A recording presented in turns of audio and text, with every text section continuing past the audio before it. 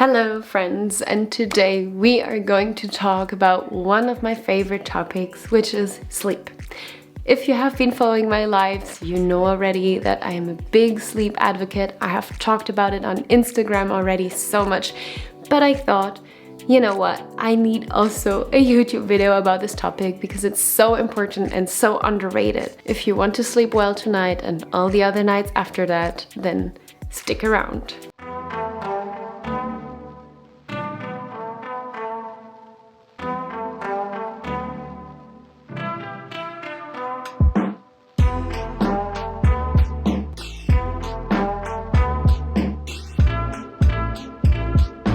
First advice, stick to the circadian rhythmic, which means stick to the day and night cycle, to the day and night rhythm.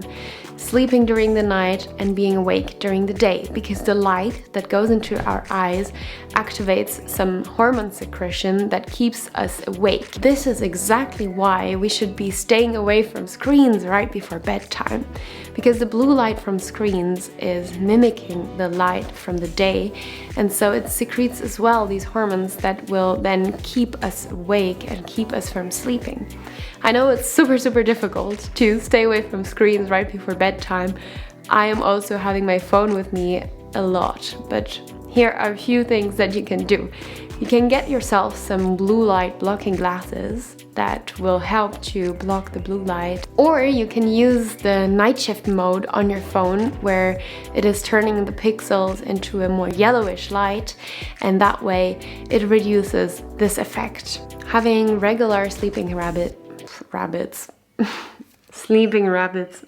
Having regular sleeping habits is also going to help you to increase your sleep quality, and it's going to help you fall asleep easier and wake up easier.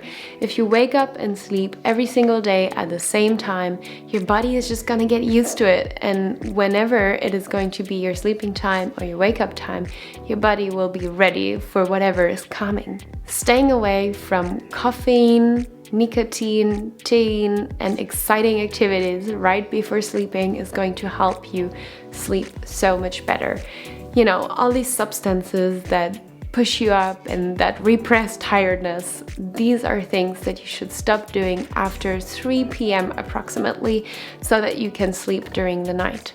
As well, very important to stay away from is alcohol. Alcohol might make you sleep longer, but it really affects your sleep quality. So even if you sleep longer, or if you have the feeling that you can fall asleep easier after drinking a few glasses of wine, it is going to have a huge impact on your sleep quality, and you are just not going to sleep as well, which is going to result in you feeling more tired on the next day, even though you have slept longer. Releasing your energy during the day by exercising or stimulating yourself mentally is going to help you feeling more tired and sleeping better.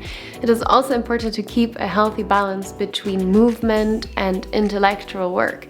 So if, for example, you spend your entire day studying, doing a little bit of exercise or just get your physical energy out is also going to help you fall asleep easier and faster. For some people, exercising before sleeping can help and can be beneficial, but for some other people, exercising before sleeping is like giving them a burst of energy, and then it's really hard to fall asleep. So I guess you just have to try out a few things and see what works for you. Your sleeping environment actually matters. The ideal sleeping temperature is between 16 and 18 degrees Celsius, so it's pretty cold if you ask me, but that is the ideal temperature for sleeping, because during the night your body needs to cool down, and when you give yourself a chilled room temperature, it is going to make this process so much easier and you're going to sleep much better.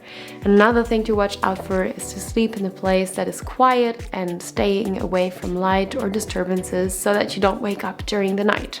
One thing that helps me a lot to sleep better and fall asleep easier is having an amazing night routine. For example, meditation is something that helps me a lot to just leave all the stress behind that I had during the day, calm my thoughts, calm down, and prepare myself to go to bed and sleep. Another thing that is extremely important is to keep your bed as a sanctuary for sleeping and for intimacy. Don't eat in your bed, don't study in your bed, don't work in your bed, don't dance in your bed, don't do anything in your bed but sleeping.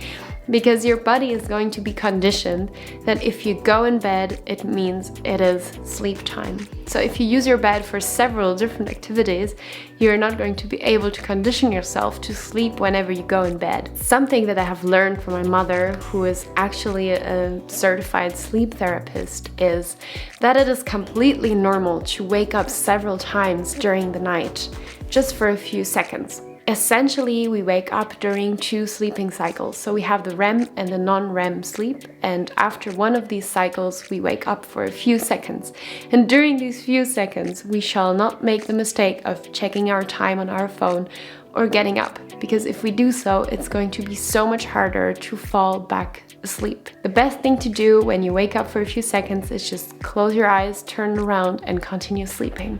How to stop overthinking right before sleeping. Something that helps me a lot is to write down the thoughts that I have and promise myself that it doesn't make any difference whether I fix this now at 3 a.m. in the middle of the night, or if I do this in the morning when my alarm clock rings, and I allow myself to let go and sleep and take a good night rest. Because if I do this task or the thing that I'm thinking about awake in the morning, it is going to be done so much better than if I do it right before sleeping, being tired and exhausted in the middle of the night.